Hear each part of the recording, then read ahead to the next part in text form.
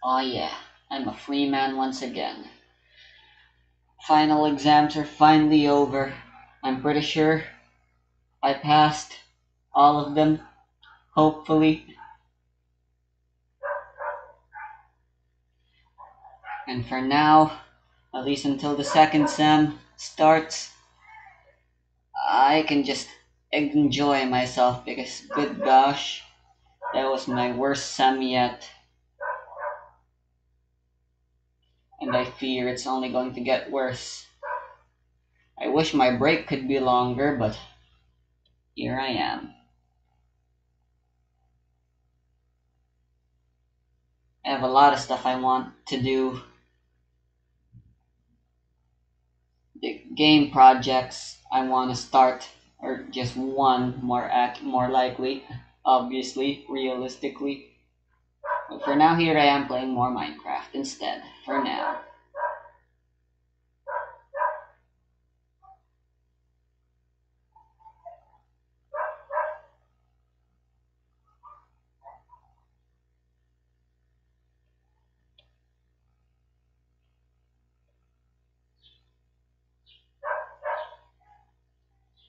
I just realized the older games that I published, specifically I'm talking about Team Heroes. All the games in the Team Heroes, they're the games I took the longest to complete. They were the ones I was the most invested in, and the ones I find the most cringe-worthy of my published projects for various reasons, both objective and personal. But although I don't remember much of the development cycle for those games, I do remember the longest it took me to complete those games was just half a year, barring patches. They all just took a year. I mean, it's quite impressive that you can do that just because RPG Maker is a nice and open system that allows you to do stuff like that. But I guess it also says about my work ethics back then and how they are now. I'll take the hoe.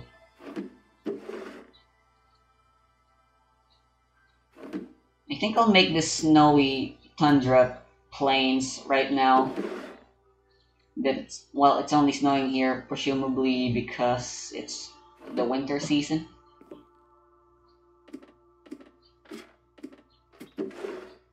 I'll get those books at a later date.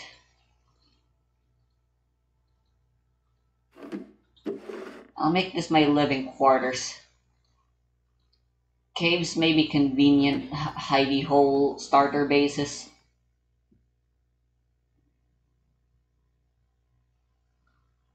But if what I'm looking for is stability, then a plains biome like this will be great. So let's start preparing properly to set up shop. Oh, hello there. As a Clotron. I'm gonna assume that's the name of the tower.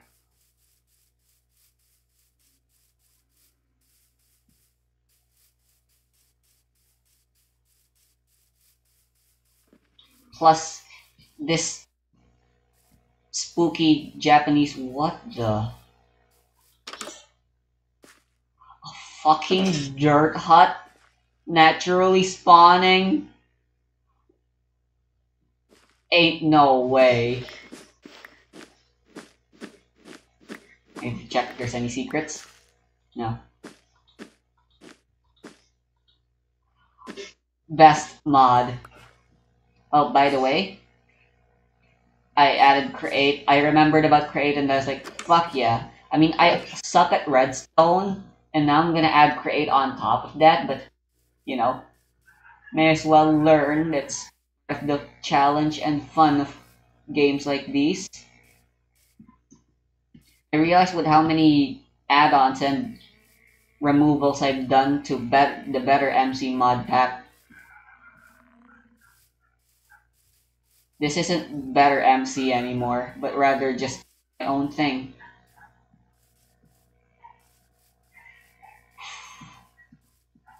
Don't you dare.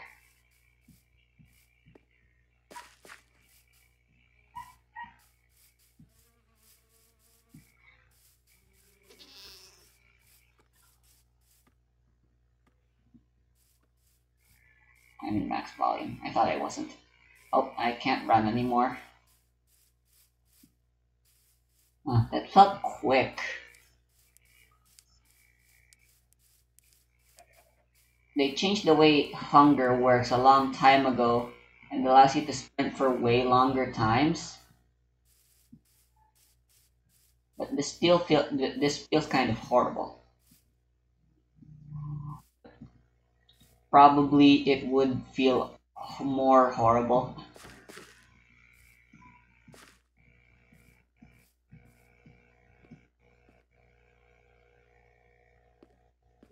Uh, Getting back home seems a bit tricky. I'll just pick another route. Here we go.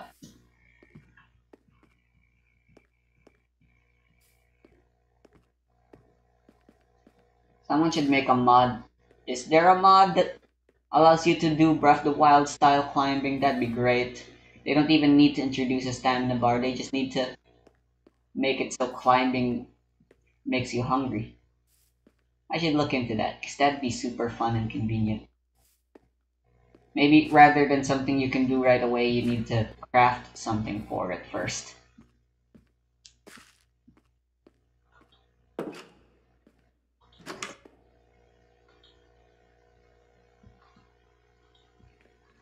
Before I leave this place proper.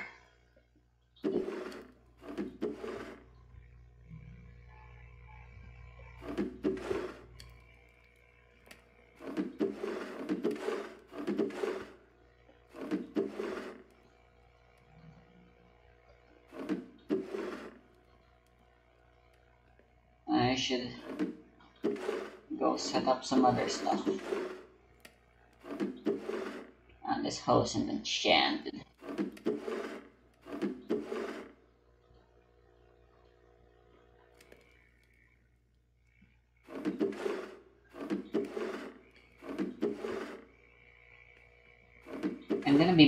I'm gonna be doing a lot of back and forth. So, best I just prepare myself for that.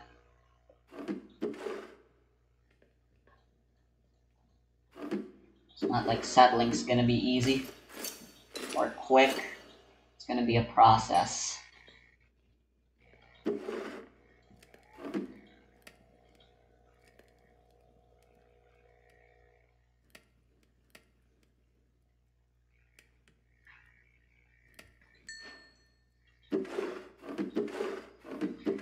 May as well mine out off the beloved surface iron that I can out of this place before I begin packing things up and starting the process.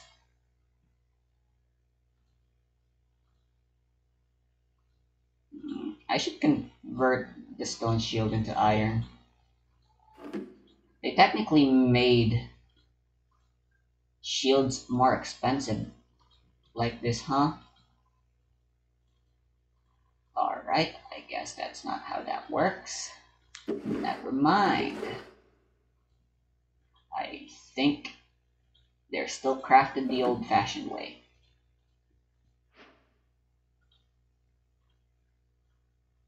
I need string. I think the best way to do that should just be how do I make iron shields?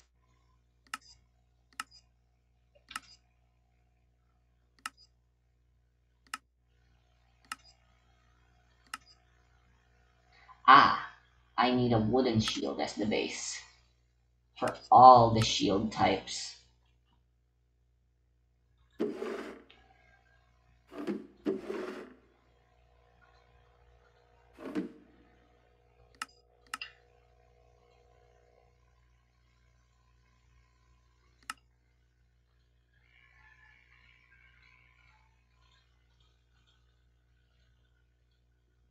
I guess I'll use the stone shield for now. I can hold it up for longer. They don't fully negate damage anymore. Which sucks, but I think that's well balanced. Part of the reason I'm such a scaredy cat is because of how overpowered shields are, just allowing you to get away with playing that way.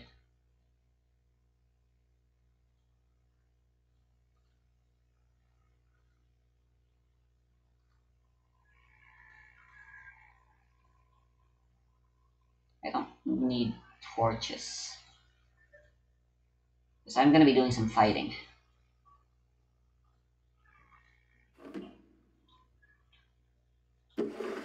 Hopefully it won't be too dangerous. Ooh, I can bring the crossbow, I suppose, since I got some arrows.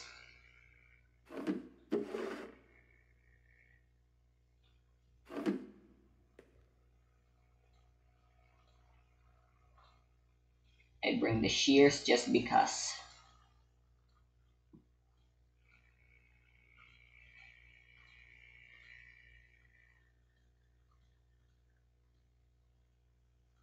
And the boat in case I want to cheese some things.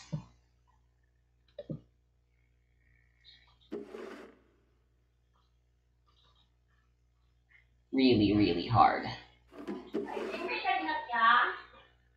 Why? Huh? Why do you ask? Wala. Sabi mo, I think I'm bigger. What? Sabi ko... Nag-message ka sa chat ko?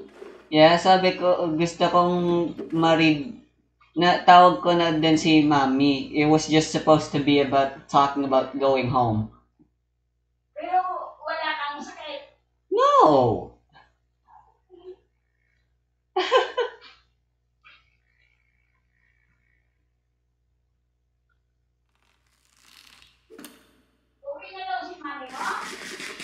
No. Well, she said that is indeed the schedule.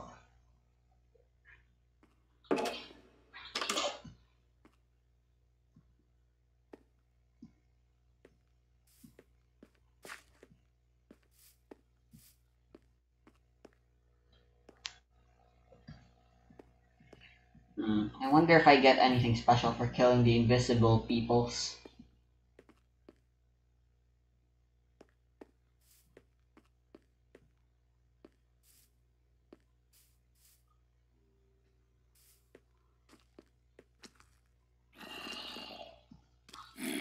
Fuck, I missed. How do you even do that in Minecraft?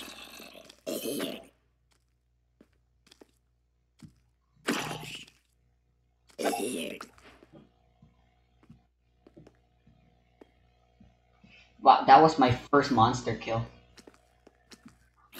Oh wow, they're already spawning reinforcements? I'm pretty sure that was a reinforcement zombie. I think I should stay away from the cold biome because husks spawn there and that's just the worst.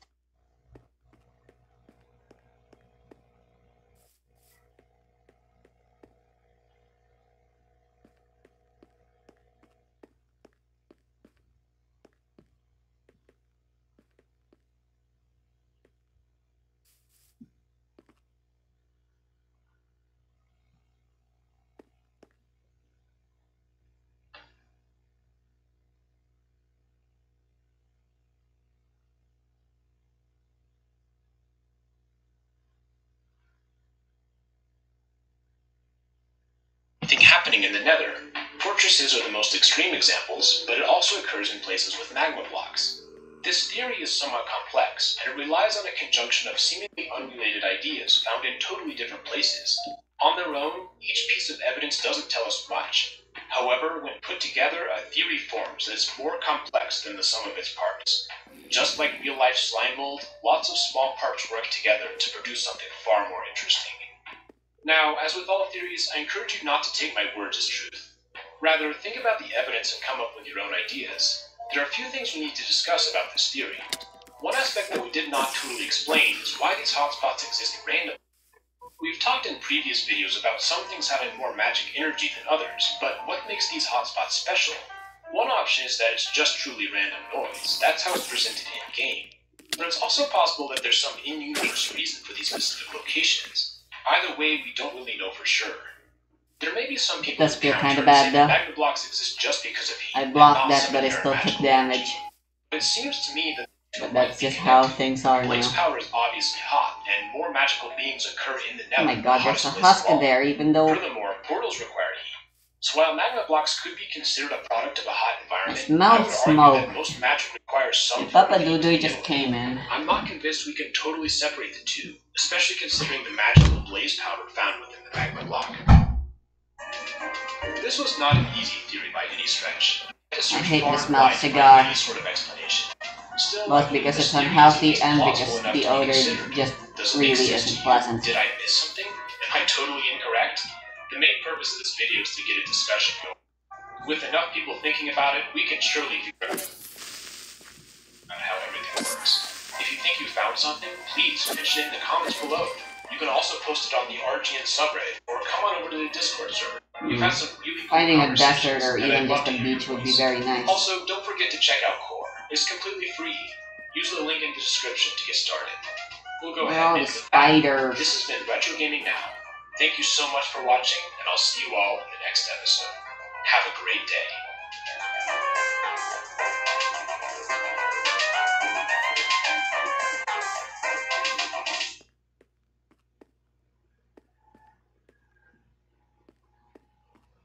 I am in the hardest difficulty, right?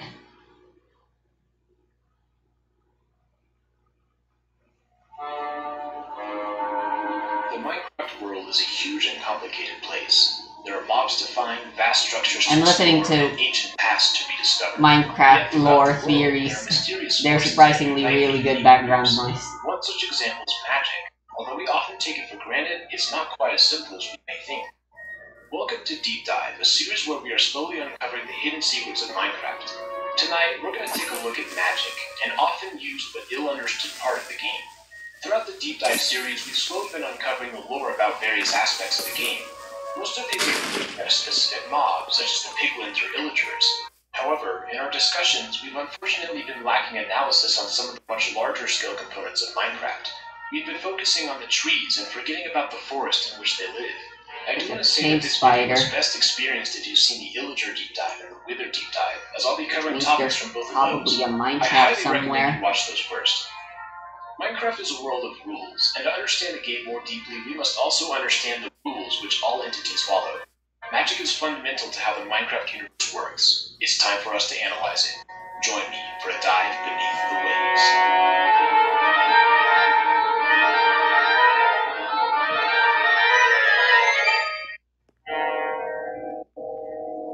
Perhaps I the think best I way like to understand I like magic is to spears look at because the they things can't that are have explicitly sweeping edge. magical. I don't like Most sweeping obvious of edge. this group is enchantment, which allows a user to take an It's ordinary very item inconvenient, and use mostly it with for special farming. properties. It is This good for accomplished combat, through the use but of the enchanting table. A player takes their equipment, puts it on the table along with some lapis, and enchants the weapon, consuming experience in the process. Although this seems pretty simple, it's actually quite complex, so let's break it down, starting with the enchanting table itself. The enchanting table requires three main components: obsidian, diamonds, and books. After construction, obsidian and diamonds are not used again. This seems to imply that they serve as stabilizers rather than some active ingredient. That's not the case for the book. In fact, the book is the primary connection between the person enchanting and the table itself. As a player approaches, the book willingly reveals its pages. Then, when the player puts an item in the slot, it flips to the appropriate page, revealing the possible enchantments. Although we don't know for sure what's happening from a lore perspective, the fact that there is text underneath the enchantment seems to imply that the player is reading the possibilities from this book. This naive approach cannot be completely correct. Instead, the player has, at best, a loose translation of the text. They seem to be unsure of what exactly the enchantment process is going to do. There's a bit of a wild card here. There are a few ways we could go with this. One interpretation is that the magic is inherently chaotic, and that the actual enchanting process cannot be fully understood. However, I think there's a better option. Instead, what if the player simply lacks the knowledge to completely making a understand farm what is the text gonna be says? super The easy. translation is With the essentially correct, with but there's a the chance mods to I get even have. better enchantments than just that. In other words, the text is not flat out wrong. Just You guys already saw this, but you already know how I'm to gonna fully get my understand this, we must animals recognize inside the a pens. crucially important property of the table. The suggested enchantments are static until an enchantment is made.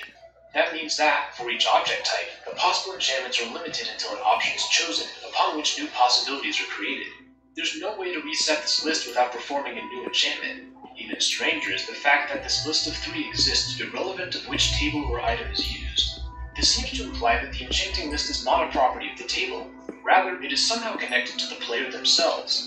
The idea of the player having a deep connection to magical forces is something we'll look at more in a little bit, so keep this in the back of your Why mind. does Minecraft music always Let's play go the back to most, the idea of books. either the most fitting time or Just just the most unfitting? Bookshelves surrounding an enchanting table increase the strength of the enchanting list.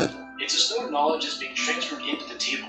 We can even see an animation of the glyphs flowing from the bookshelves. I want to focus on making a good, stable It's possible to enchant a lifestyle book itself first, a good stable This base, gives further and credence before to the I idea move on that to there's something diamonds. inherently powerful I about could the definitely words move to themselves. diamond now, Yet but simply the words are I not want enough. stability Enchantment first. requires 2 more things, experience and lapis lazuli. Lapis is unique in the sense that it has no crafting uses beyond acting as a dye. Did someone just call me? May tumawag sa akin?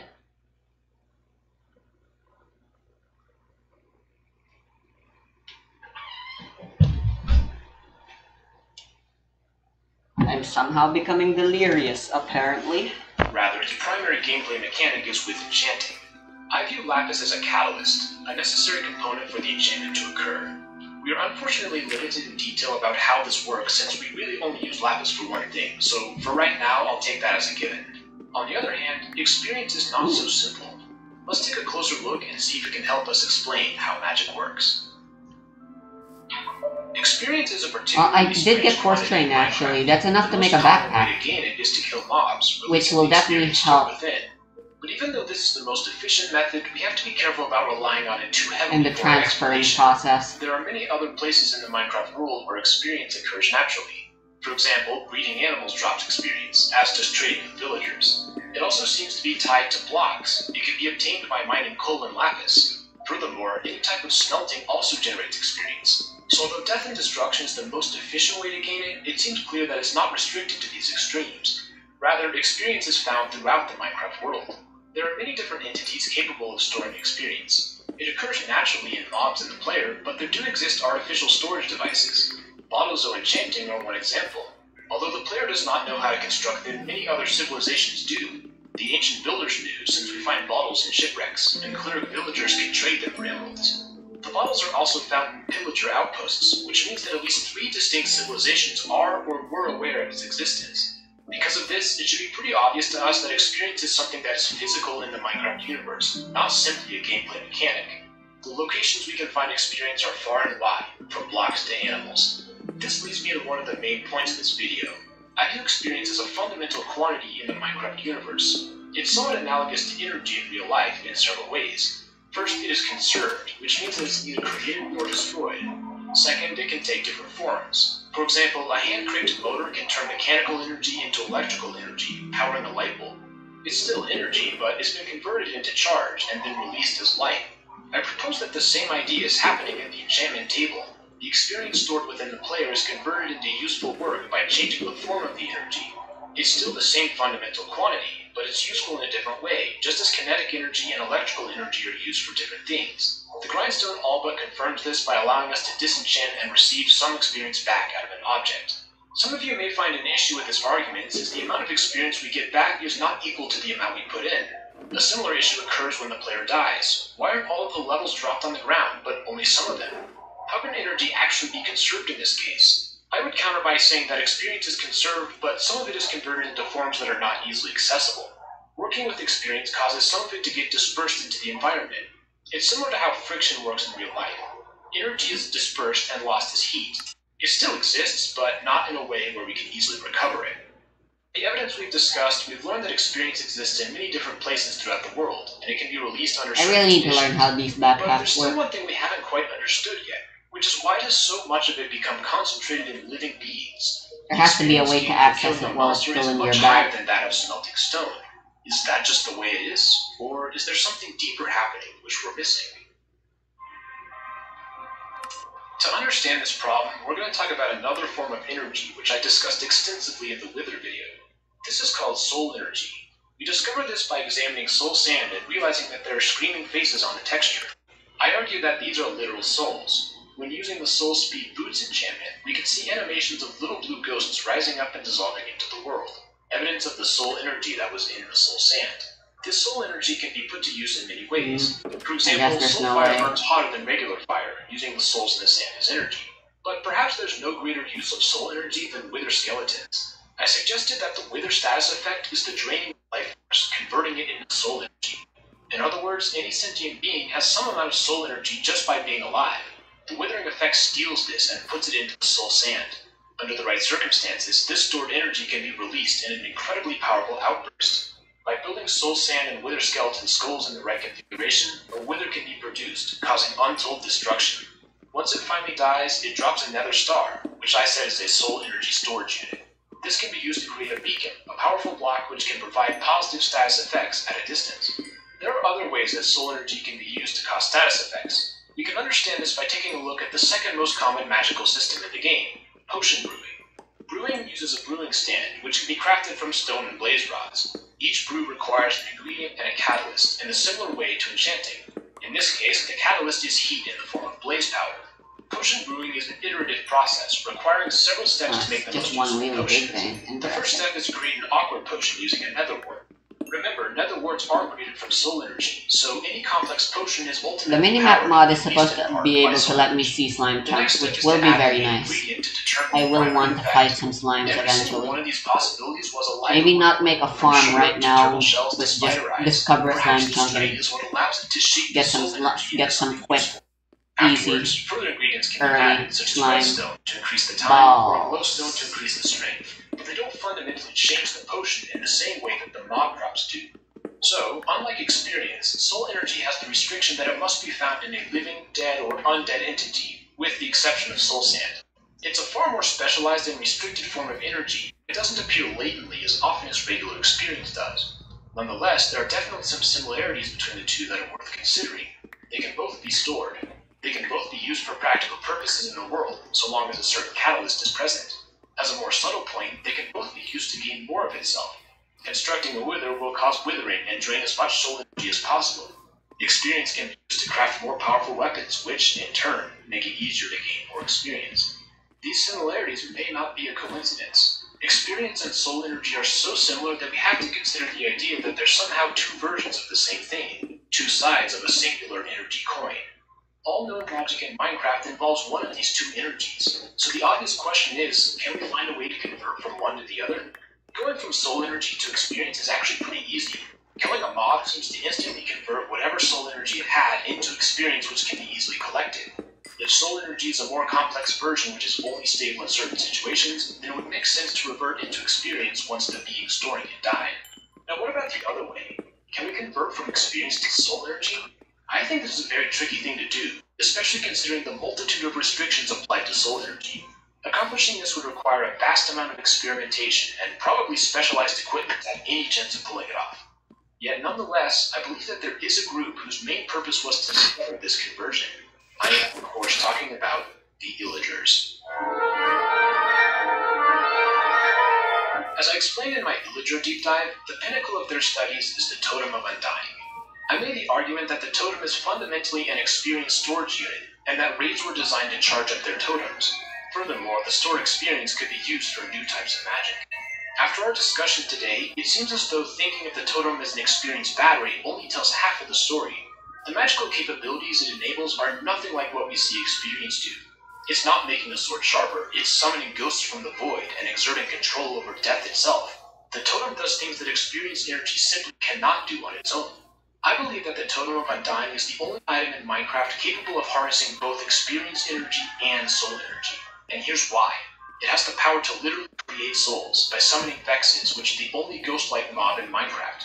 Furthermore, one could interpret preventing death as generating a vast amount of soul energy, enough to keep someone alive. I'm getting myself another backpack. Oh wait, it actually does that. Whoa. Status effects are a soul energy trait found in potions and beacons.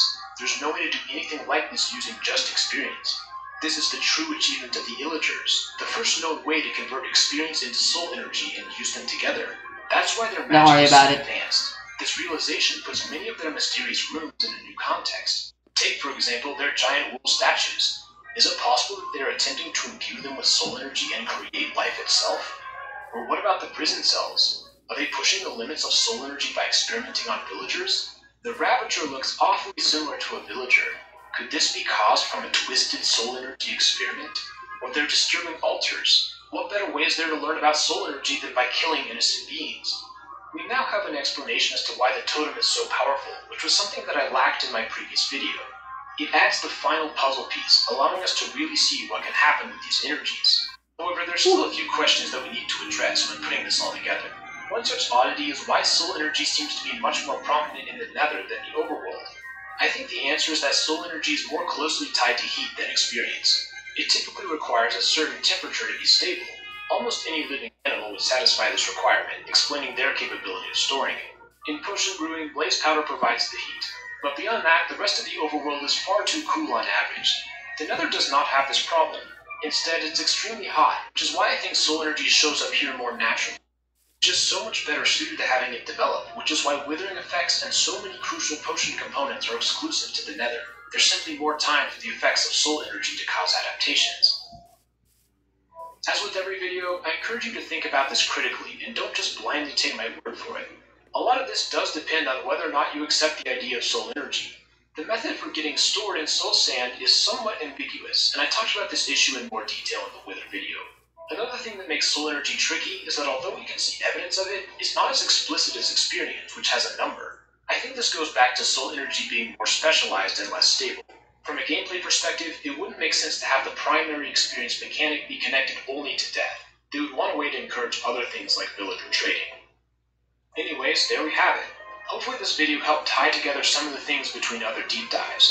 Let me know in the comments what you think about this. Have I made a compelling case, or do you see the world in a different way? Also, feel free to join us on the RGN subreddit as well as the Discord. People have come up with some great ideas, and I really love interacting with this community. There are so many comments that I can't read all of them, so the Discord and subreddits are a great place to go if you have a good idea. We'll end with that. This has been Retro Gaming Now. Thanks so much for watching, and I'll see you all in the next episode.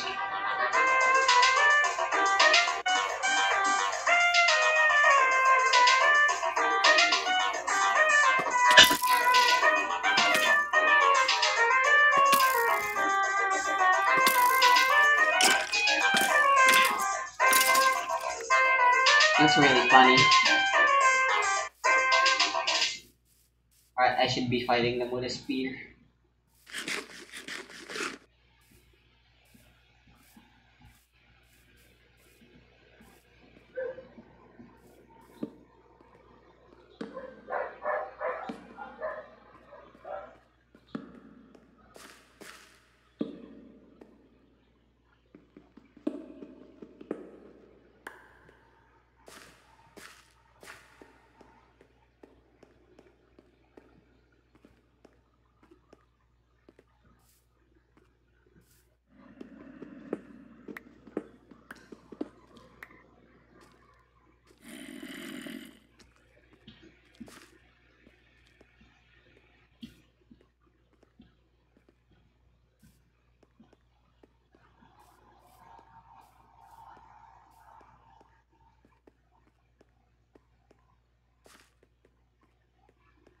Right, I made this bridge.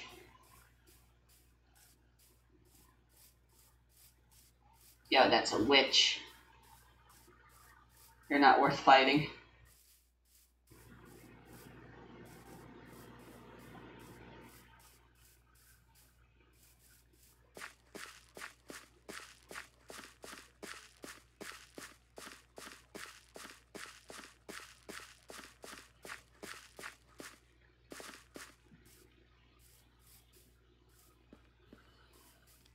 There's a spider. Oh, 2 on 1.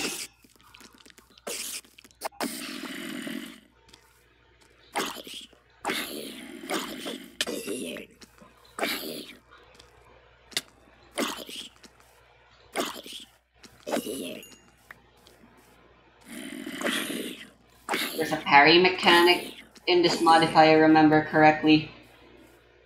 But I don't really see why it would ever work properly.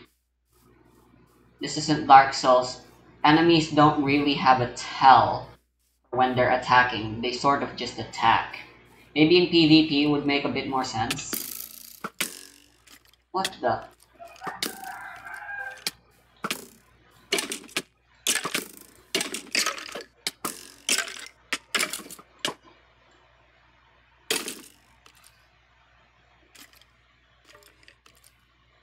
What was I supposed? What the fuck?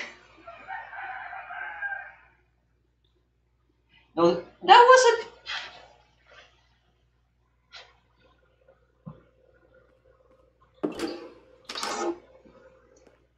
Alright.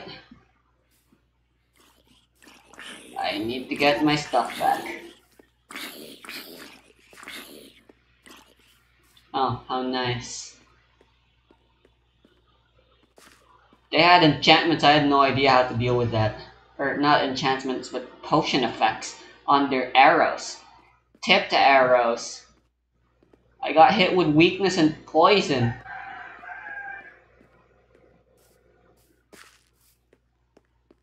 Oh my god, the witch is even closer now. Hi, lady. Don't you dare.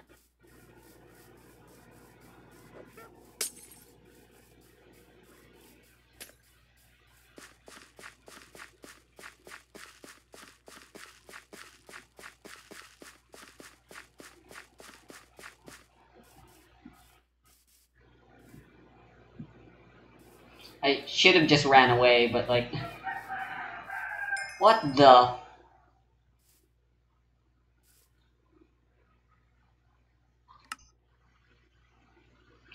Oh, that's really nice.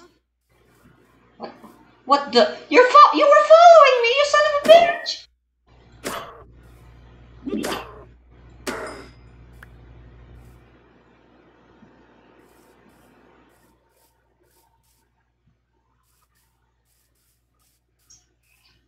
What a stalker. She was asking for it.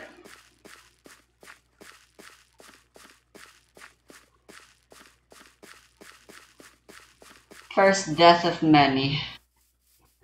Or hopefully not.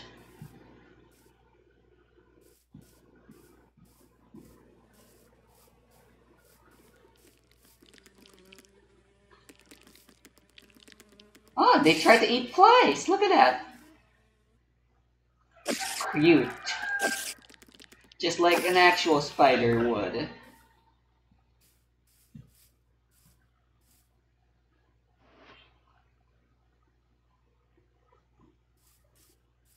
Anyway, still want more surface iron. There should be more in the snow. Although they'll be a little hard to find.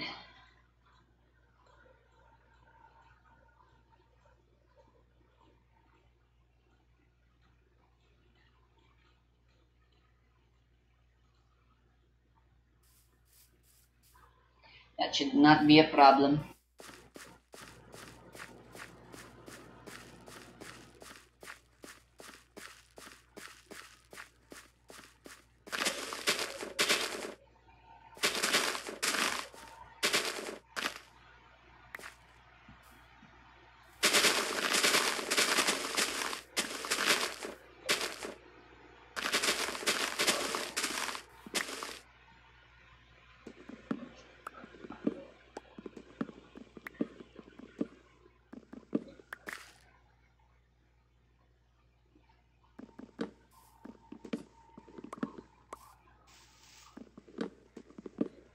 Oh yeah, I meant to put the frickin' timber mod back.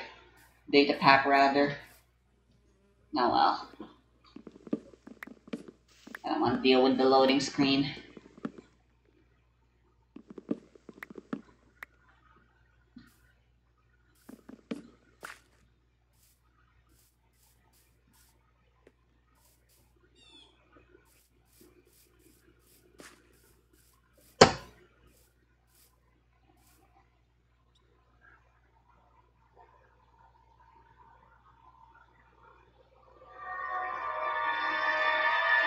With the exception of the creeper, the Enderman is...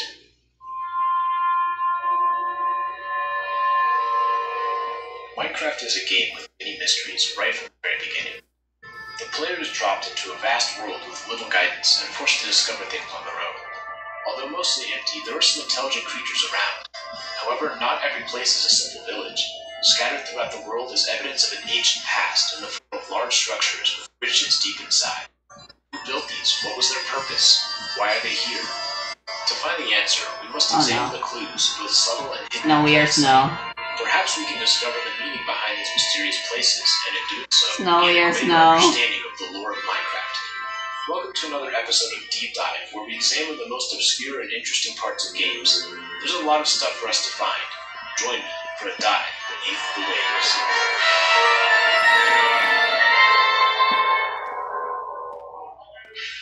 But first, we have a sponsor, and it's BenQ with their space-saving screen bar. I guess I'm a real YouTuber now, how about that? Anyways, the screen bar is a new type of lamp that's designed to reduce screen glare and save space. It pops right onto the monitor and connects to the computer using a Exploring USB this port. place is gonna I've suck, been using so the screen bar for several weeks and I never have to mind, say I I'm guess. impressed. It really does a great job of lighting up the area with minimal interference. As a content creator, I spend a lot of time on the computer, so any product that reduces glare is a benefit to me.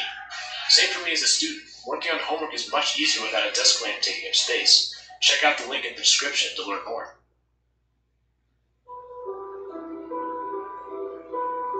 Almost every person that has played Minecraft has stumbled upon some of the ancient structures found throughout the world. Perhaps they hacked through a jungle to find a pyramid there, solving a puzzle before getting startled by a booby trap. Or maybe they found a large pyramid in the desert, not worth falling getting down to find surface several chests iron of there. loot before suddenly being blown up by a TNT trap.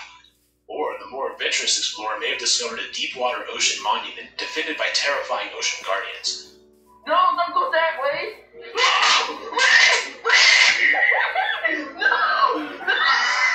Whichever category you fit into, there's something intriguing about these strange buildings. Where did they come from?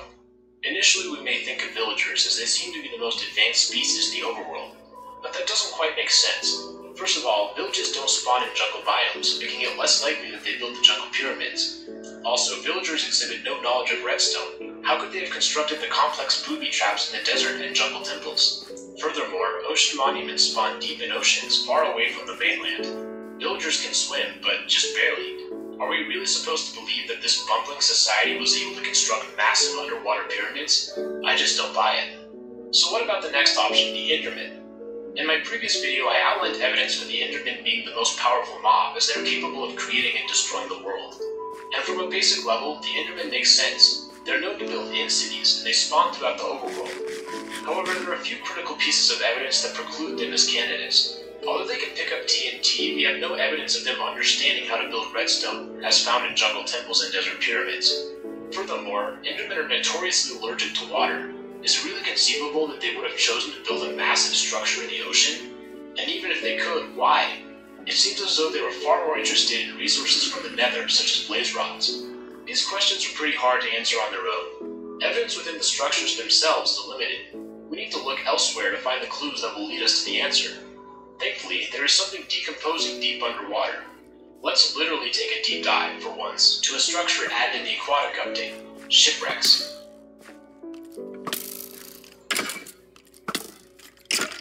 Within the ocean biomes of Minecraft, we can occasionally find sunken ships.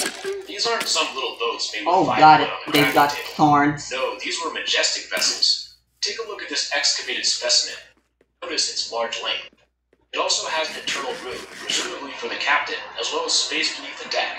It even has places for cannons, and the chests contain equipment for battle, including gunpowder, TNT, and armor. The ships clearly were designed to use sails, given the huge masts. They look very similar to an 18th century ship, although I don't have the nautical or historical background to give you an exact guess on the time frame. It appears as though these ships were designed for long voyages, as evidenced by the now multi-food stored within. There's a treasure chest that contains diamonds, bottles of enchanting, and other riches, as well as a chest with tactical equipment, such as books, compasses, maps, feathers, and clocks. Another thing worth pointing out is that shipwrecks can be made of almost every type of wood, from the more common oak and birch to rarer types including jungle and dark oak. Each ship also uses multiple types of wood at once. This seems to imply that the ships require some sort of transportation No infrastructure point just to be looking built. for surface They iron most likely anymore. couldn't have been constructed by a single city in one place due to the necessary resources. All of this evidence points to seafarers that were well-traveled and used to sailing long distances. They had explored enough of the world to build their ships out of a variety of materials, and they'd mastered the art of preparation. They also had fairly advanced technology, with knowledge of navigation, writing, and enchanting. So the question remains, who were these sailors?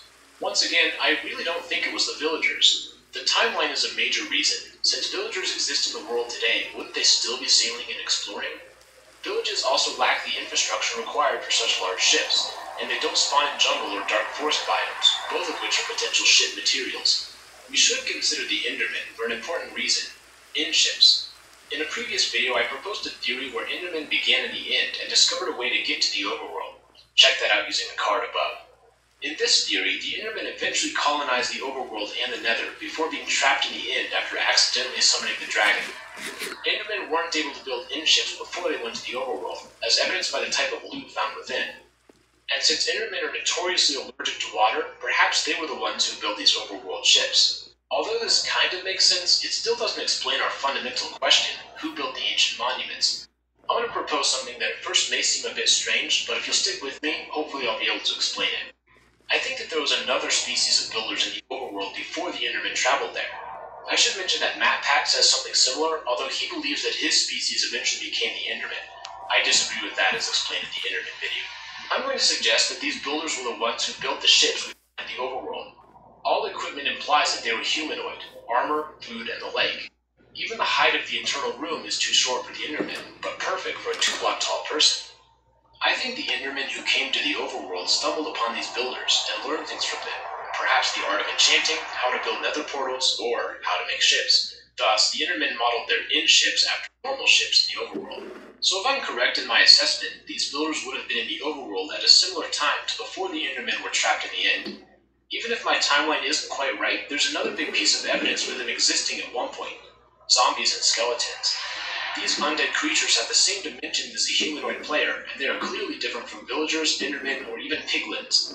Some mass extinction event killed all of them off though. But what? Well, we'll save that topic for another video.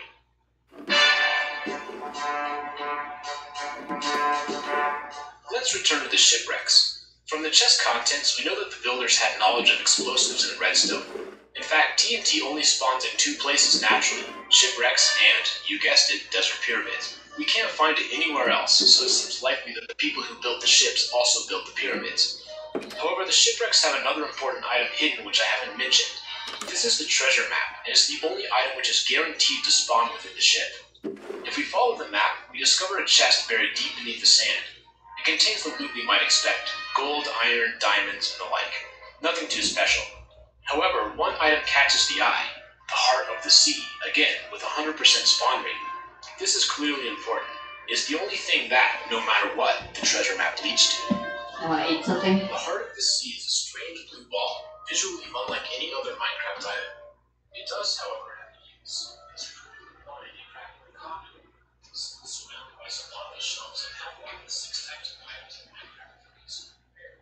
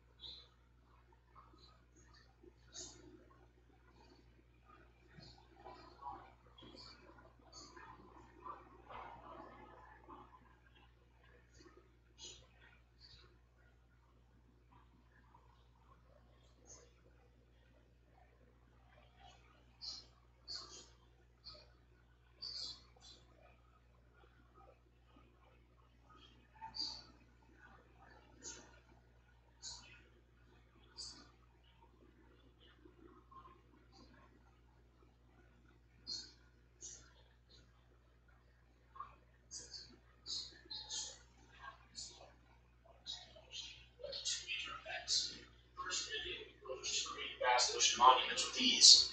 But it also had the additional benefit of acting as a key to these monuments.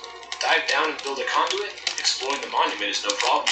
However, without a conduit, an intrepid explorer would be quickly destroyed, unless they were particularly well equipped with potions and supplies. This is because of the Guardians. Before we discuss the Guardians, though, I want to suggest an interesting idea. When the conduit is activated, the buff symbol looks very similar to an eye. The same symbol is in the particle effects around the conduit. A YouTuber called GeppoMC noticed something interesting when comparing that symbol to the heart of the sea. It almost looks as though the left is a closed eye and the right is an open eye. Is it possible that the heart of the sea name was more symbolic, and this item is actually some sort of eye? Consider, what if the purpose of the ancient ships was for more than just exploration? What if they were searching for something, a deep-sea monster whose eyes have special properties? A giant squid, perhaps? Were all the weapons and explosives on board not used for war against other people, but for battle against an ancient and powerful being? The builders could have sent their ships out to find these beasts before hiding the treasure deep underground for later retrieval. It's a thought that seems at least somewhat plausible to me, and it gives a reason for the supplies on board.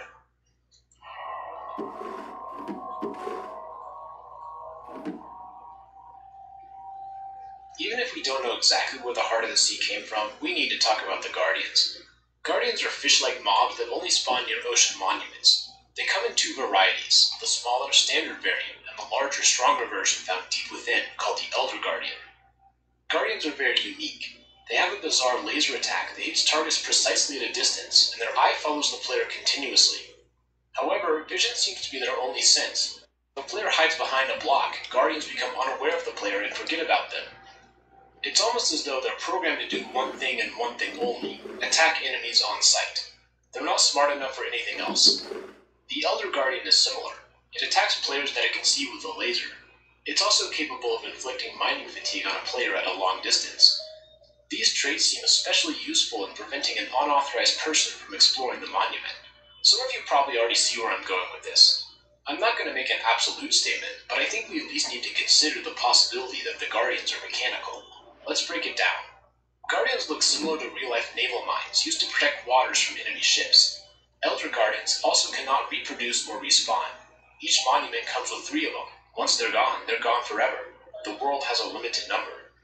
Also, both types of Guardians look as though they're made from prismarine bricks. The texture is very similar, and killing either type can result in prismarine shards. Guardians can also survive above water, something that no fish in Minecraft can do. This implies that, despite their tail fins, they aren't actually fish. They're something meant to look like fish. For even more evidence, let's listen to a few of their sounds.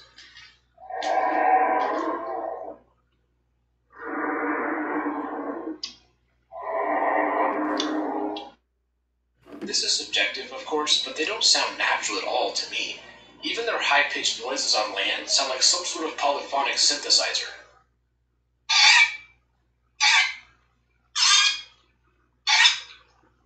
For the sake of argument, let's assume that the Guardians are indeed mechanical.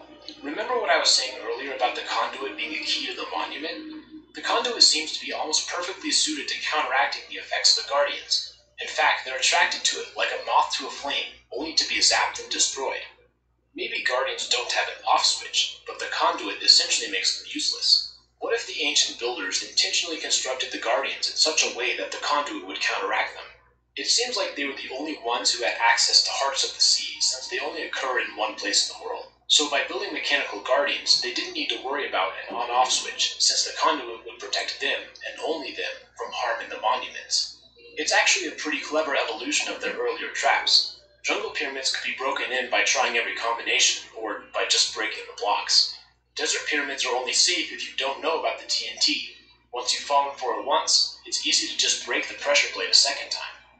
But the ocean monument? Well, you can't just force your way in because of the mining fatigue.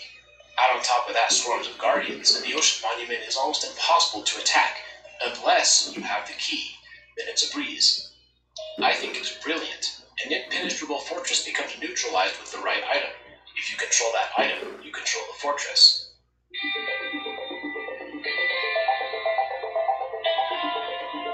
Let's take a step back for a second. A race of ancient seafaring beings explored the world and found many riches along the way. They hid some of these in jungle temples and some in desert pyramids, which were protected by fairly simple safeguards. However, they also created ocean monuments, which were far harder to loot and destroy. The only way it would be feasible to access them would be through the use of a Heart of the Sea, which were buried deep under the sand, and could only be found using treasure maps. The jump from above-ground pyramids to huge underwater monuments is a massive leap in complexity. However, it seems as though the builders experimented with smaller underwater structures first. Underwater ruins are similar in composition to jungle pyramids, pyramids with mossy stone, or I'm desert going the wrong pyramids way. with sandstone.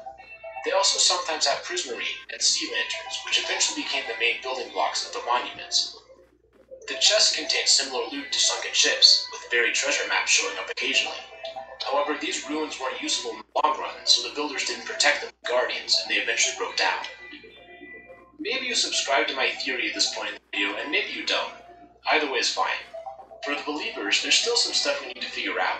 The biggest question of all is, where are these builders? They clearly existed at some point. But what happened? I alluded to this earlier, but the overworld is infested with undead mobs that resemble the player in shape and size, including skeletons and zombies. Another notable addition is the Drowned, which are zombies that have, well, drowned. It's also worth pointing out they spawn with generation of ocean ruins. Others have speculated that these undead enemies are a result of some huge event which decimated a thriving species, and I happen to agree. I think that this is the species that built the monuments and the pyramids. Not Endermen, not villagers, but a huge group that somehow all died, resulting in undead remnants. I have an idea about what happened to them, but it's too big to fit into this video. If you're interested in that theory, let me know. Whenever we're trying to figure out something like this, we should take the time to identify leaps of faith that we've made, or evidence to the contrary. One potential criticism is that if these builders existed at one point, then it would make sense for us to find more evidence of their existence than just these monuments. I would counter that by saying that it actually makes a whole lot of sense that the monuments are some of the few things that are still around.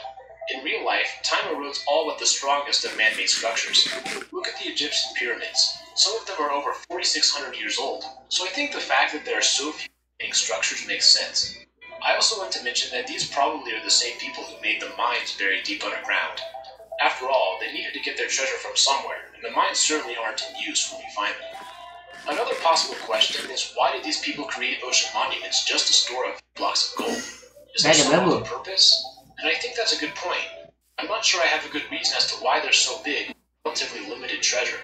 My best guess is that the extinction event happened soon after they finished construction, and they didn't have time to fill them up. But I don't know for sure.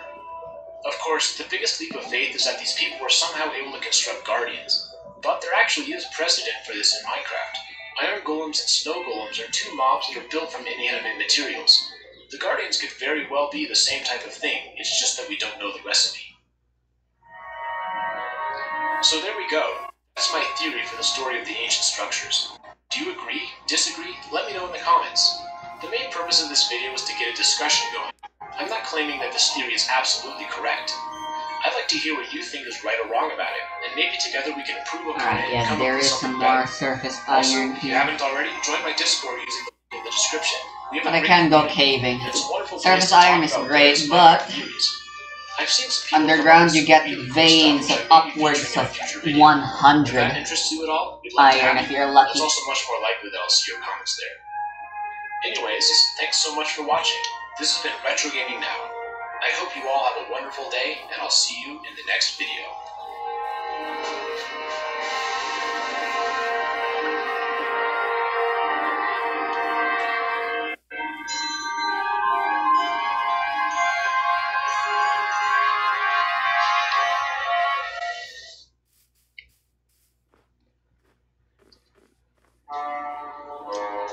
Minecraft is a mysterious and strange game. The world has so much to discover, including sweeping landscapes, vast structures, and interesting creatures. Some of these are hostile, such as the zombie, skeleton, and, of course, the creeper. But there's a group of mobs who are evil in a darker way. They don't mindlessly attack the player with arrows or explosions. Rather, they use their intelligence for something much more sinister. They push the limits of what's possible, no matter the casualties. These are the Illagers, one of Minecraft's least understood mobs. What are they doing in their outposts and huge mansions in the woods? Why do they raid villages? Who even are they? Welcome to Deep Dive, a series where I explore some of the more obscure and hidden aspects of games. Tonight, we will be examining the Illagers, looking for clues, both obvious and hidden in plain sight. Hopefully, through this process, we will learn who they are and how they fit into the lore of Minecraft. Join me for a dive beneath the waves.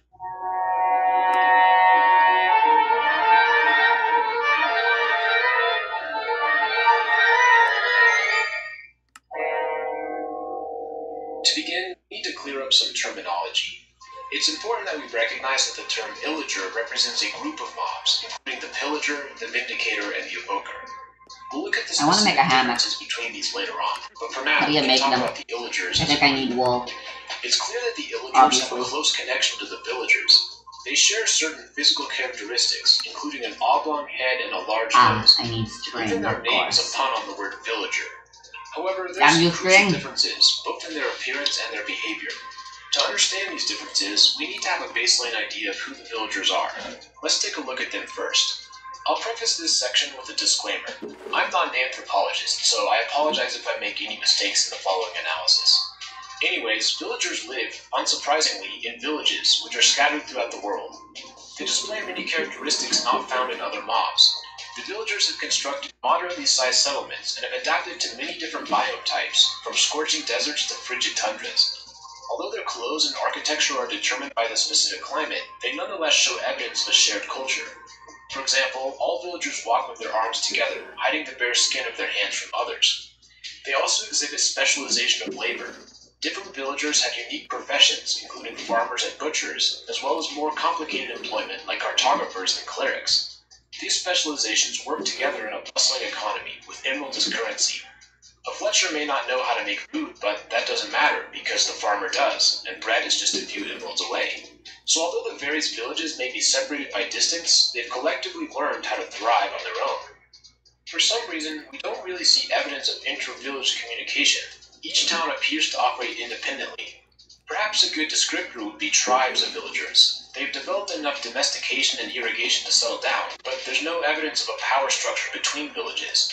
There's no nation of villagers, just small independent towns scattered about. Illagers, on the other hand, play by a different set of rules. They are clearly enemies of villagers, even at the point of sending out patrols to find and attack villagers. Illagers occasionally participate in more coordinated attacks against villagers, known as raids. Waves of every type of villager will spawn during these raids. Both patrols and raids are led by captains carrying the same ominous banner. This implies that pillagers, vindicators, and evokers see themselves as a cohesive group under a flag.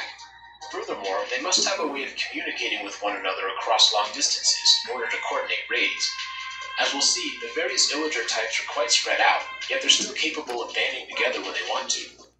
So it's already clear that there are some fundamental differences in the way that illagers act compared to villagers. They have clearly defined leaders and at least some level of strategic planning during the raids. More importantly, though, it would seem as though they are much more capable of accomplishing shared goals.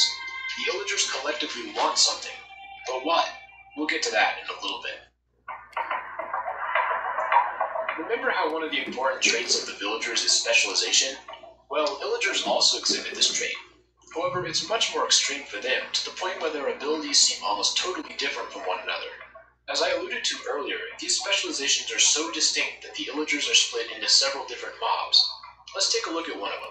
The infantry of the group are the pillagers. They spawn in outpost structures that can occur in any biome where villages might be found. They're quite tall, enabling good visibility over a long distance. The pillagers complement this with crossbows, powerful weapons with higher range, accuracy, and damage compared to bows. They use scarecrows as target practice, refining their skills in their free time. Furthermore, some villagers are sent out on patrol in groups of 5. Patrols wander around, killing enemies on foot. So, what is the role of the pillagers? Well, pillagers are experts at keeping unwanted enemies away. In this case, villagers. It seems as though their goal is to establish control over the territory between villages. Outposts are their hub, and patrols are their boots on the ground, offering a harsh reminder to any villager foolish enough to wander about. The result of this is that villagers are essentially trapped within their own villages. Have you ever wondered why we don't see villagers traveling? I think it's because the pillagers pose such a substantial risk that it's simply not worth it. They have everything they need in their villages. Why risk death just to go on vacation? There are some interesting implications of this. First, it prevents villages from developing a more advanced intercity society. If villages were able to work together and trade, then they would have a much better chance of regaining control of the Badlands and extinguishing the illagers. Without that, however, villagers can't easily evolve as a collective species. Did a villager just invent a game-changing technology such as explosives? It doesn't really matter because they can't communicate it to another village. They can't conscript an army using tax money because they can't have a government. We're getting a little bit closer to understanding what the Illagers want. We know that it's in their best interest to suppress the villagers, and that sometimes they even aggressively slaughter them. But the pillagers are just the tip of the iceberg. To really know what the Illagers are up to, we must take a journey to the true heart of their operations, the Woodland Mansion. The Woodland Mansion is an exceedingly rare generated structure, inhabited by Vindicators and Evokers. Mansions are sometimes found tens of thousands of blocks away from spawn. They are built in one of the two dark forest biomes, places with wide, short trees that create a thick canopy of leaves overhead. The mansion towers above all, 3 stories high. It's one of the largest and most advanced structures in the overworld. Its architecture is majestic, with wide hallways, sweeping staircases, and tall ceilings. There's an artistic flair to it all. Subtle patterns on the walls, supporting arches in the hallways, and in general, a high level of craftsmanship throughout. It's the mark of a prideful and adept architect, sculpting buildings as beautiful as they are practical. Structurally, the mansion is more complex than anything we see in the villages, and although it's similar in size to some of the monuments, it feels quite a bit different stylistically. The mansions contain a huge variety of rooms. Let's explore and see if we can learn about the Vindicators and Evokers that live here.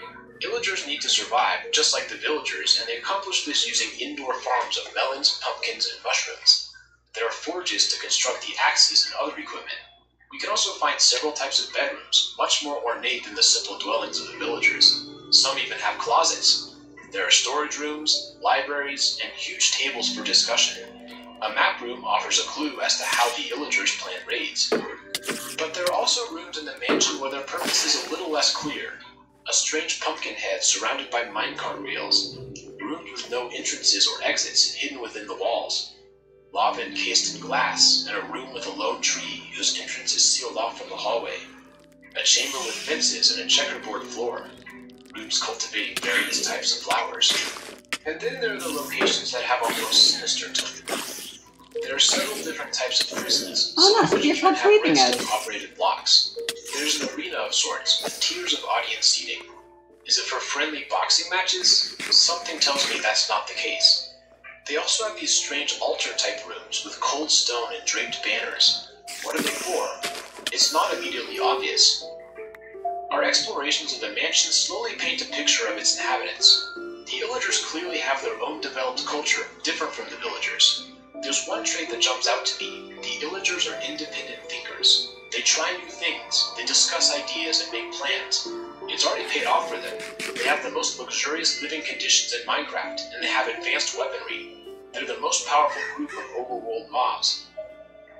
There's something else about the Illagers that's a bit weird. They're very interested in symbols. There are rooms with huge wool animal statues, such as of a duck or a cat. Are they just good sculptors? Perhaps, but what's a little bit stranger is they have many sculptures of themselves. We've seen this earlier. Pillagers had a specific banner on their faces which was draped over the outpost and carried by the raid captain. But it's taken to another level in the Woodland Mansions. It's above their staircases, in gallery-like rooms.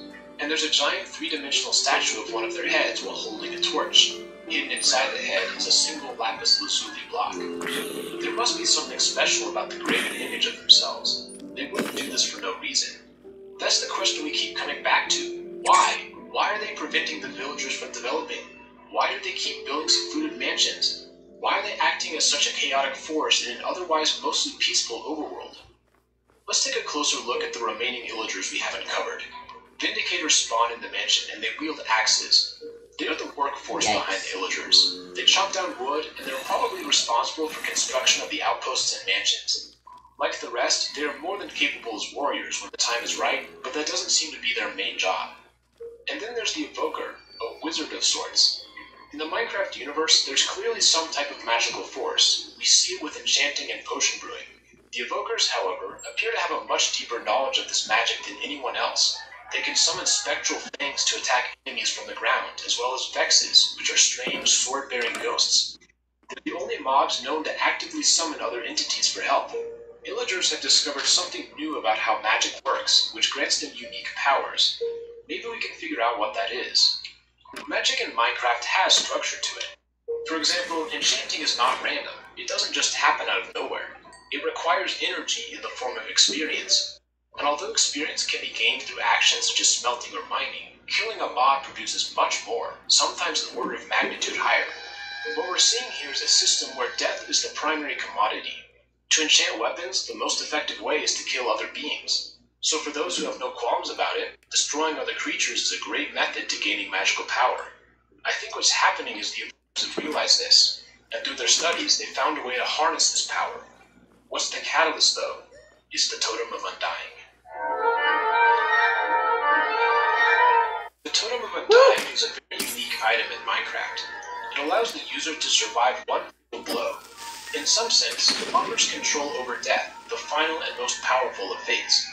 If death truly is a big source of magical energy, as I've suggested, then finding a way to hold death's restraint in physical form would be an extremely powerful capability.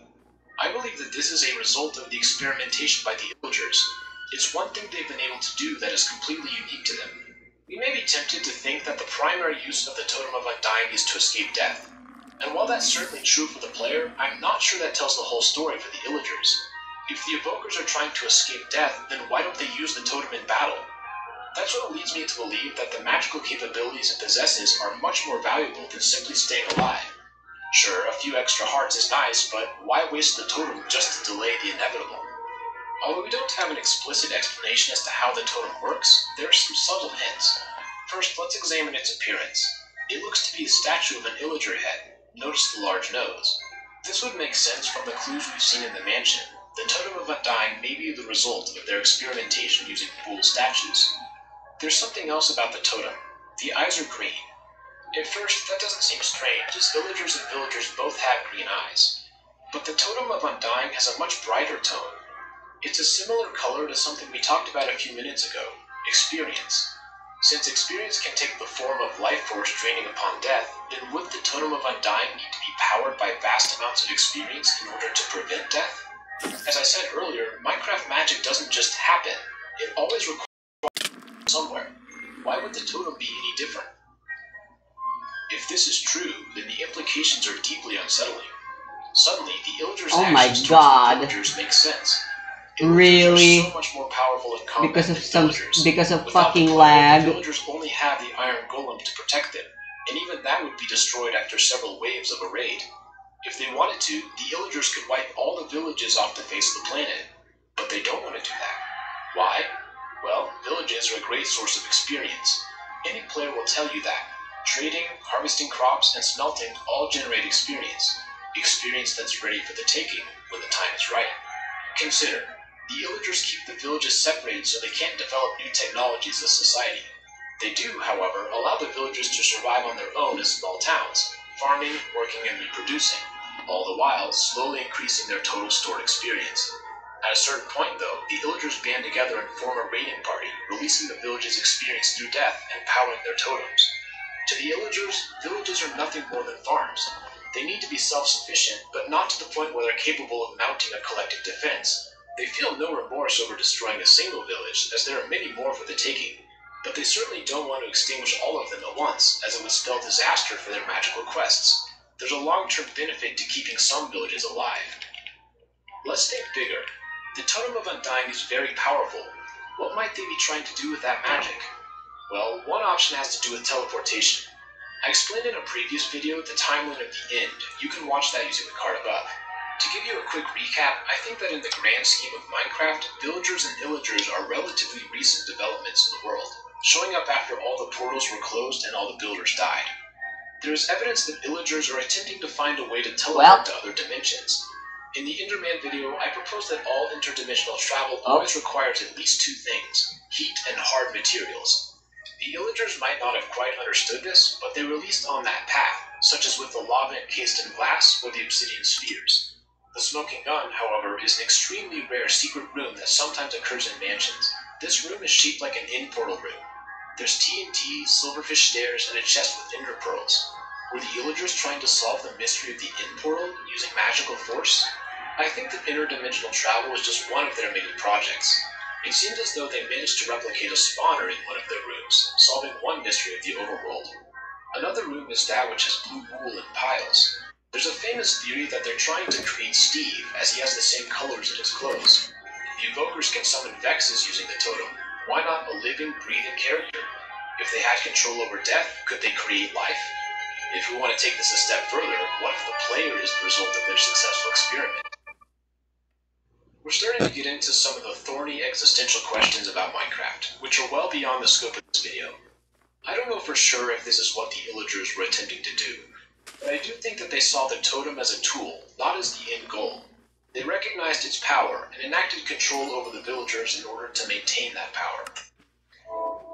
I can't see your faces right now, but I guarantee that some of you are looking at me like I'm a lunatic. It's always good to think critically whenever someone proposes a theory. Don't just blindly accept it as truth. As with all theories, we can find any forms of belief that we've taken or issues with our evidence. Those of you who know Minecraft will already know the problem. Villagers who are killed don't drop experience. This would seem to disprove the idea of villagers using villages as experience farms. And from a literal perspective, apparently a bison is what killed me, so... However, I'm inclined to believe that this is a gameplay decision, not a lore decision. Hear me out. Why would every single mob they become violent when there's violence around them, except for villagers? This is especially weird considering that experience is clearly an important part of the mechanics of villagers. I think the purpose of this is to encourage players to trade with the villagers instead of just killing any village they come across. Making my I'm not farms sure and why stuff. else villagers would be I special. don't see why not, why I shouldn't. Maybe that explanation isn't good enough for you, but that's my thought. Let's ask another question. If the Totem of Undying grants magical powers, then why can't it be used by the player?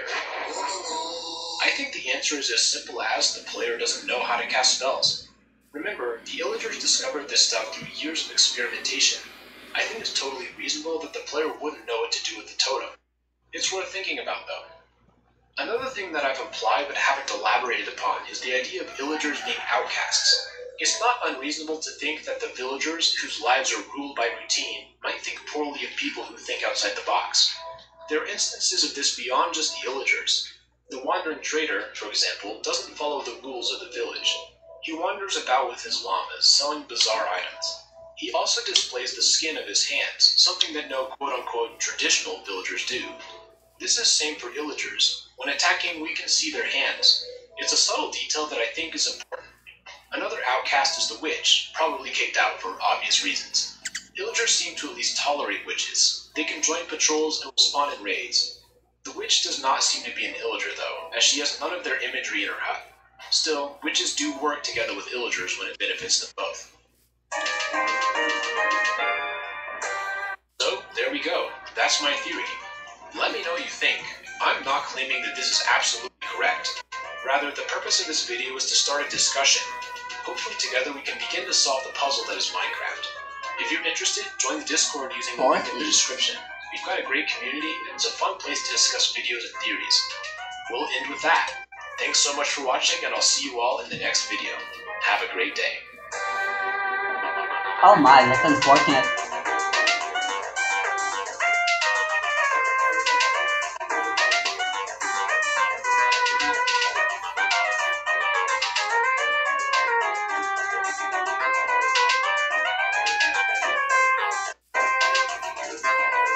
But what's with all the villages I've been finding recently just being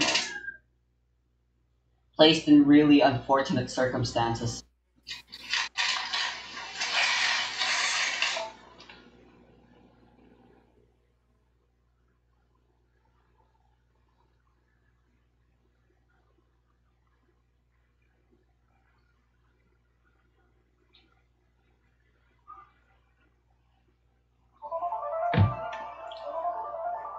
The world of Minecraft is very rich and complex, with many interesting things to find.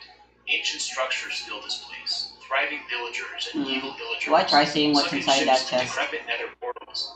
The game has a past and a present. The world we find ourselves in has a story. Yet there's one part of this story which I have not yet explored. There are discs that can be found in various places. They contain music when put in a jukebox. Why do these discs exist like this in the world? Who wrote and recorded these, and why is the player able to find them? Welcome to Deep Dive, a series where we've slowly been uncovering the secrets of Minecraft. Tonight, we are going to tackle a subject which I have been avoiding due to its complexity. The music discs are a very challenging topic, as we'll soon see. But I can't run forever. It's time to take a look and see what's going on. Hopefully, our analysis will uncover the purpose and story behind the music discs. Join me for a dive beneath the waves.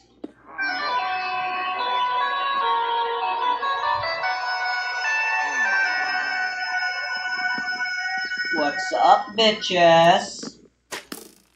Music discs in Minecraft are an incredibly tricky subject to analyze. To have any chance of getting to the bottom of this mystery, we're going to need to define an important word, which is diegetic. Although the term diegetic sounds complicated, it's actually fairly simple to understand.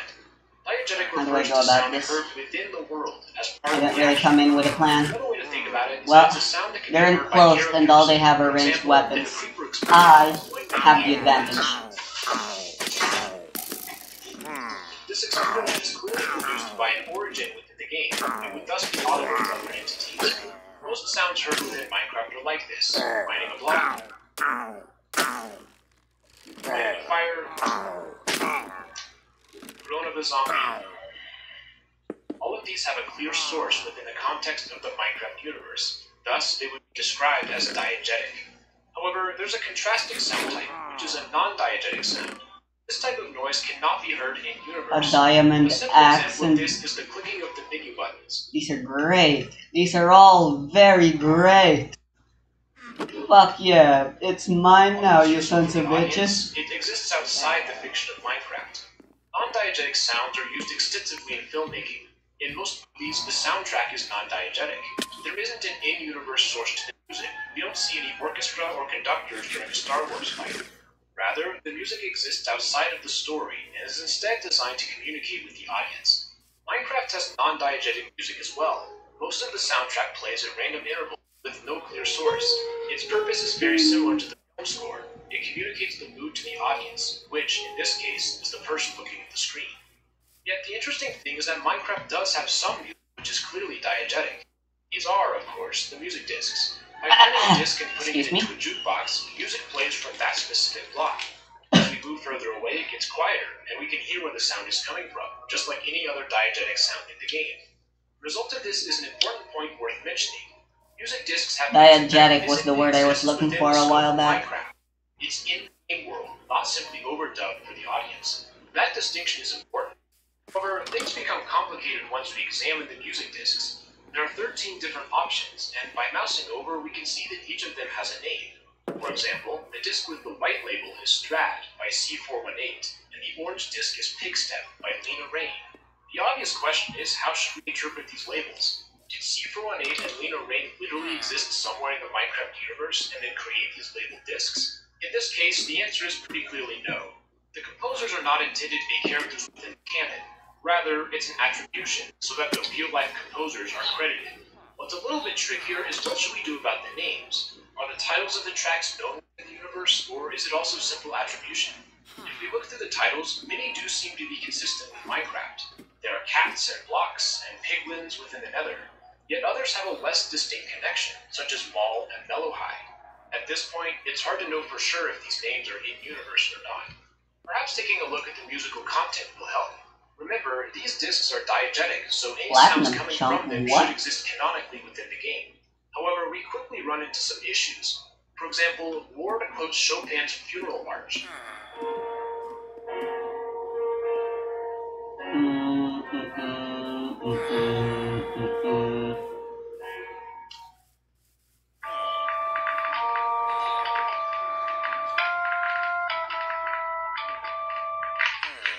Although the key has been shifted from B-flat minor to D minor, it's pretty obvious that this is intended to be a reference.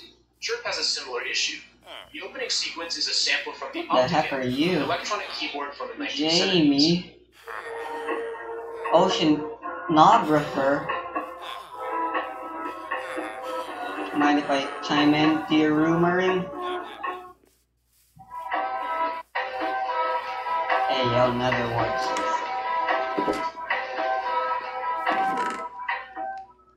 Well, we're hearing this music diegetically in the Minecraft universe. Does that mean that Chopin existed in Minecraft before the Optigan? In fact, so many of the synthesized sounds found on the music discs have no known equivalent in Minecraft. Did the Mellotron featured in Mellowhigh exist somewhere in the world? You may be starting to see the issue here. We know that music discs are diegetic, yet when we try to figure out how those specific sounds were produced, we run into a wall. There's a dissonance. Diegetic sounds exist in-game with no known way for them to have actually been produced in-game. If we want to move forward, the unfortunate solution is to just accept the music discs as they are.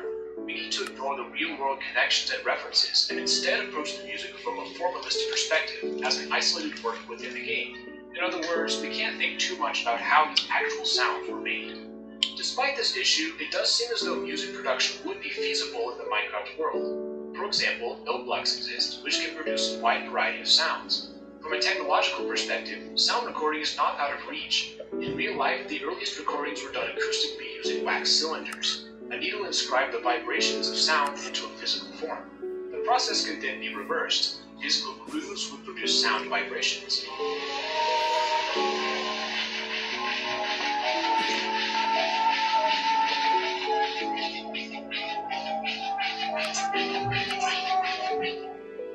Eventually, this changed to recording grooves on a flat wax disc. From there, copies of the disc could be produced. These copies were made of shellac, which is a resin found on trees. In theory, none of this really seems to conflict with the level of technological advancement seen in Minecraft. Another detail is that the jukebox is created using a diamond. Turntables often have a diamond-tipped stylus, which appears to be consistent with the crafting recipe. Nonetheless, it would require a high degree of thought that was just intelligence because to do something like this. the developers were dicks, but they were actually taking real life into account as well. The evidence for their existence is immense. That's cool. I've argued that they constructed the pyramids, and their loot is found throughout the Minecraft world. If you're not sure what I'm talking about, I hear the check out the alchemist above. that lived in the These ancient nether builders have workplace. knowledge of redstone, and would be a good candidate for the composers. In practice, it's not quite so simple, and the main reason has to do with where the discs are found. Out of the 13 possibilities, only 3 are found within chests. This includes Cat and 13, which are in dungeons and mansions, as well as Pigstep, which is in Bastion Ruins. Dungeon loot is very similar to loot from other ancient builders, with items like horse armor and human apples. Yet the discs occur in mansions as well. And the villagers who live in these mansions are also incredibly intelligent, having discovered the secrets of life and death through the Totem of Undying. Despite this, it's bizarre I that the want to see exact what same all that discs copper exist in thing two was different about. places. The nature of dungeons is mysterious as it is, and we just don't see any reason for the villagers to trek I have so some far saddles. underground. Furthermore, Might as well get dungeons myself are a in horse. state of decay. If they were actively in use by the villagers, then I'm they gonna would steal likely some of be their pristine hay. architecture like their mansions. So how do these discs end up in 2 totally different spots? We still haven't mentioned the 3rd disc, Pigstep, which is also found in a specific location. As explained in my Pigman video, the ancient builders did have access to the That nether post and the best built way the from Bastion. mine. But why would there be a disc specifically for Bastion? Is it an anthem of their mining progress in the nether? Is it a work song? We can't really know for sure. Even now, we're finding that these discs tend to resist a logical explanation. But we're currently only looking at 3 discs. Things get much, much worse when we discover how the other 10 discs are found. They will never occur in any chest. Rather, the other discs can only be found when a creeper is killed by a skeleton arrow. Let's break this one down. It means that a disc must exist in every single creeper in the world. Somehow, the technological marvel of recorded audio has made its way into one of the most common mobs in the game. However, killing this mob with a sword causes the disc to be destroyed. The creeper exploding causes the disc to be destroyed. Even killing it with our own arrow destroys the disc. No, the only way for 10 of the 13 discs to be found is if a very specific mob kills a creeper. There is zero evidence that skeletons use a different type of bow and arrow setup than the player. In fact, a skeleton can drop both its arrows and its bow. Yet, even by picking these up, killing the creeper destroys the music disc. It has to be a skeleton firing the arrow. The exact same setup fails if the player tries it. How does the creeper know that it wasn't a skeleton arrow? This has no logical explanation. There's nothing physically different. I'm racking my brain here, and I cannot seem to find a self-consistent logic that allows a phenomenon like this to occur. Every component of it makes no sense, from the secret disc in all creepers to the obscure drop condition. I've made a YouTube career by doing deep dives, which are fundamentally based on examining the evidence and taking it to its logical conclusions. But this creeper disc problem has no logical conclusion. It requires the creeper to have some type of knowledge about what killed it, which it could not reasonably obtain. So we find ourselves at a crossroads when it comes to interpreting these discs. Constructing a rational explanation for their physical location is not easy to do, unless we're willing to take a massive leap of faith. From that perspective, the obvious answer is that the discs in the creepers are Easter eggs. They're a cool item to find, but not intended to show the lore. If that is indeed the case, then how do we interpret the 3 discs that can be found in chests? Well, our previous logic continues to hold. It's reasonable to expect that the ancient builders or villagers might have had recording technology, Yet the specific methodology for these disks ending up in these chests remains an unsolved mystery. Suddenly, we remember that tricky issue about Chopin and the synthesizers that we chose to ignore.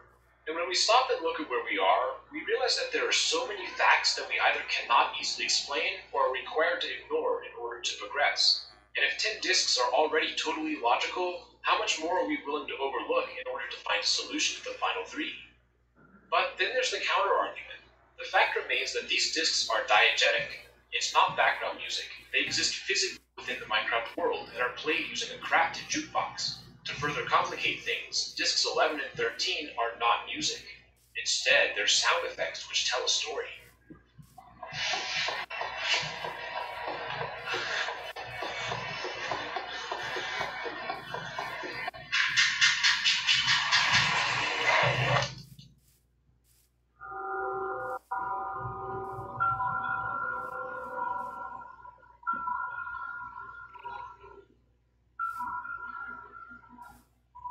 One could very well argue that this is intended as lore. If not, then why have such creepy and provocative noises? Yet one could also ask how these sounds were recorded. Is the person running carrying a phonograph while attempting to escape? It almost doesn't matter which side we choose, we still lose. If the discs exist from a lore perspective, then there are issues with their placement as well as the content. On the other hand, if the discs are pure Easter eggs, then why are they diegetic? And what's the point of discs 11 and 13? Is it somehow possible that both things are true?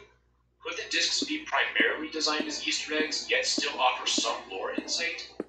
Here are my thoughts. After examining the evidence in context, I'm forced to believe that, despite their diegetic nature, the physical Minecraft music discs are not canon. My investigations have not yielded a satisfying explanation. Throughout this video, we've been making assumption after assumption. Nonetheless, I don't want to totally close the door on the significance of 11 and 13. I could still see a possibility of these discs containing some type of lore information. Even if they couldn't easily exist in the world, the audio still might be useful. My theories tend to be practically focused, so something like this is admittedly a bit uncomfortable for me. But the discs are so strange that it seems foolish to throw them out simply because of their lack of practicality. However, to really explore this would probably take us further. Now, this is probably not a satisfying conclusion. I know that a lot of you who clicked on this were hoping for something a lot spicier, such as the creepers being artificially constructed long-distance communication and explosive hybrid devices. And there's certainly a temptation for me to create an explanation just for the sake of it, but I can't do that. I'm not going to make a theory more interesting than the facts suggest. Part of understanding the Minecraft lore is realizing that some things don't have a crazy, thumbnail-ready explanation. And in my explorations, I simply cannot find a practical solution for the music discs that satisfies my evidence for My God, how hungry can you music be? discs are just something fun to find and play. This is, without a doubt, one of the trickiest deep dives I've ever done. I had to rewrite the script a few times, and even now For sure, I have armor for this guy, so With this video especially, I want to know what you think. Please comment down below if this rather boring conclusion makes sense to you. it seems pretty I could very fast. well be incorrect here, but I'm And just it's not got seeing 11 a logical hearts. way forward. So if you think you have something, I And would honestly, really the like jump to hear height it. isn't all that Even though I important. couldn't find it, doesn't mean that an explanation doesn't exist. Very If you think good. you have one, please tell me. You can also come over to the Retro Gaming Now Discord or post it on the subreddit. We have some great conversations there, and I'd like to hear your voice. The important thing is that we have a discussion and get more ideas out there. We will go ahead and with that, this has been Retro Forgot Gaming about this Now. hole. Thanks so much for watching, and I'll see you all in the next video. Have a great day.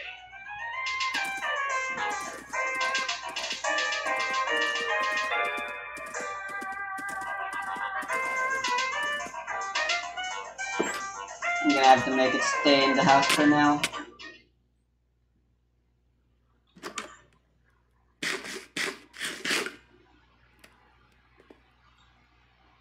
Oh wow, this thing's still cooking. I prepare a fence post thing for it. Sworn I had a name tag somewhere. There it is. I need an anvil first.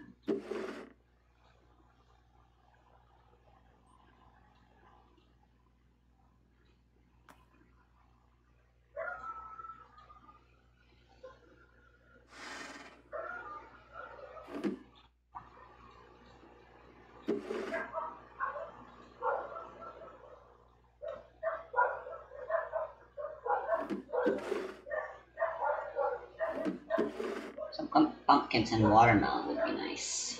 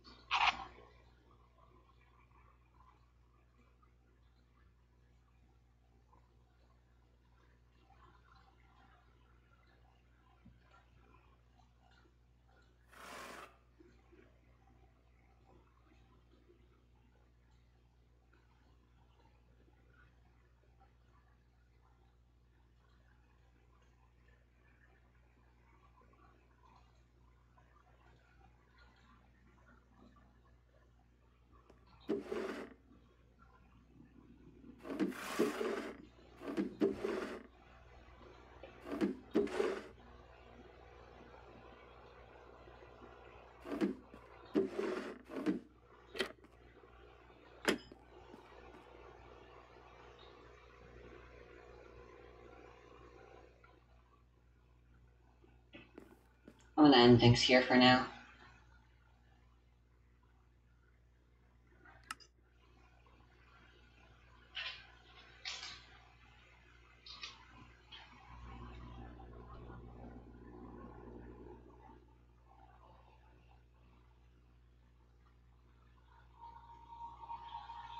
Find yourself on a boat, drifting through a vast ocean.